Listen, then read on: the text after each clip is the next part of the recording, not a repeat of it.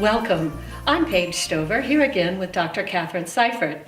Dr. Seifert is the author of the book Youth Violence, which has become a very commonly used textbook and training tool among the profession. Dr. Seifert, you speak in your book at length about gang behavior and the prevalence of gang behavior, particularly in the United States. What causes young, urban, it's primarily males, although I understand there are some girls, there are girl gangs, and there are girls who join predominantly male gangs. What is sort of the glue, if you will, that keeps these groups of people together? Initially, gangs were created in the cities as immigrants came in and wanted to protect an individual territory that belonged to a group of people with a similar culture. And as their territories became more entrenched, there became fighting among different groups with different territories. Now, assimilating into a new culture is very difficult, very stressful. And part of what has happened is that finding jobs, keeping your family fed, doing those kinds of activities meant that there was a lot of poverty for those new immigrants coming in. They had to find ways to sustain their families, to feed their families. And as happens with many immigrant groups, there was some illegal activity going on in order to sustain their families. Then there became more fighting among gangs.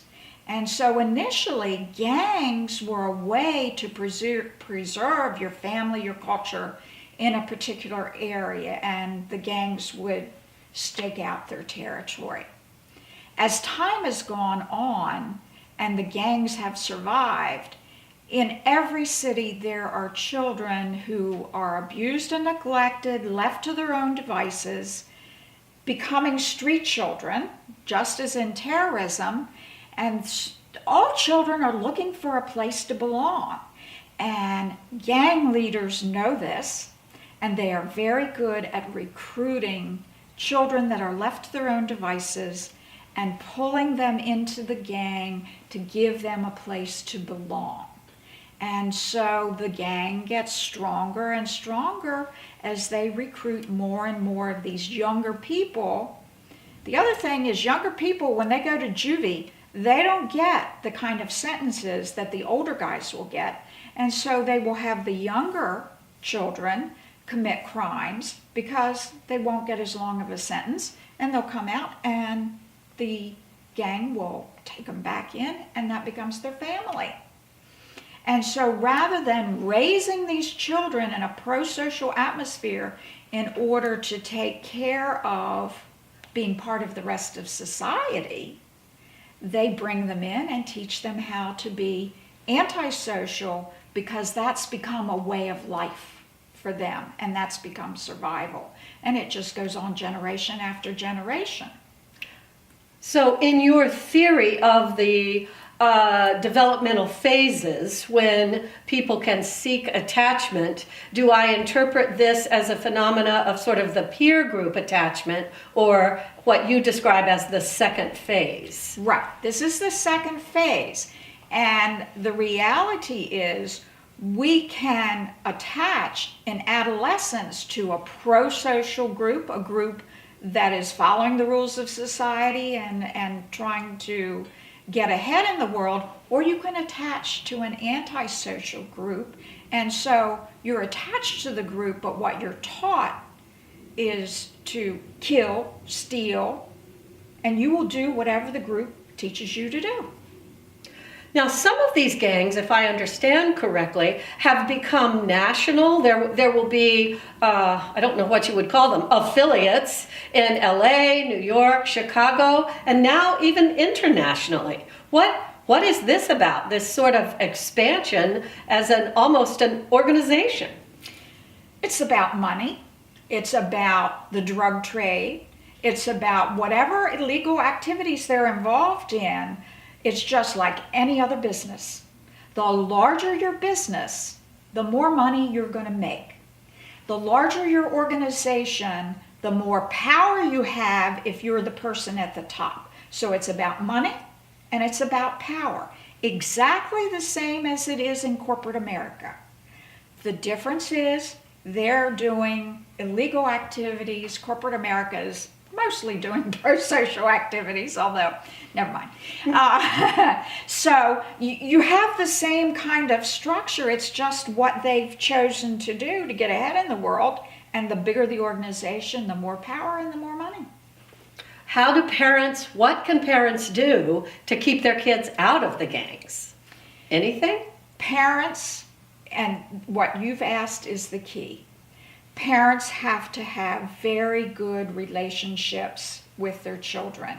They have to be the initial attachment that if they believe in a prosocial lifestyle, that they have to draw their children in, supervise their children, make sure they get to school. They have to be the larger influence than the gang. And that takes a lot of work and a lot of supervision. And the reality is when you're working two jobs, you can't always do that. But we have to, as a society, find ways where working people can find positive activities for their children to be involved in and positive people to be role models. It's what the gangs already know. They already know they need to be warm and welcoming to these children and give them things to do. That's exactly what they do. When we as a society learn how to do that, we will be as good at recruiting these kids as the gangs are. You're using the term prosocial in your description. Can you define prosocial? Prosocial means that we're part of the larger society, and we know that if we follow the rules that society makes, that all of society will run better and we will get rewards for being part of this larger system. It's really not very different than what the gangs do, except for the type of activities that we're involved in. They know, the young people know, if they get involved in the gang and they follow the rules of the gang and they do what the gang tells them to do, they have rewards that they will get. The difference is dying, being shot, having your family members hurt are the things that are the risk you take that you don't take when you're in a lifestyle that supports the larger civilization. And so, but once you get caught up in that, you accept the risk, and it's very hard to jump from over here to living with the rest of society. Now, how about gangs in the schools? The school systems are underfunded, understaffed. What does a school principal or a teacher do when they're dealing with gang behavior and trying to teach math? And that's really a problem because, as I said, the gangs know how to draw these kids in and be their friend.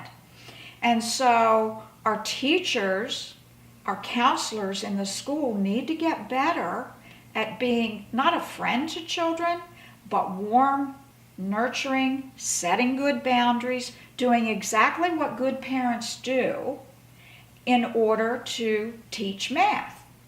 And they can engage these children. I've seen videos of teachers who teach math rules by having a rap song, and they rap the math terms to this rap song, and they engage the whole classroom, and they learn what they need to learn, they have fun, they're engaged with the teacher, they connect with the teacher, and that makes a difference. And so we have to learn to be more engaging in our schools with our children and not so punitive.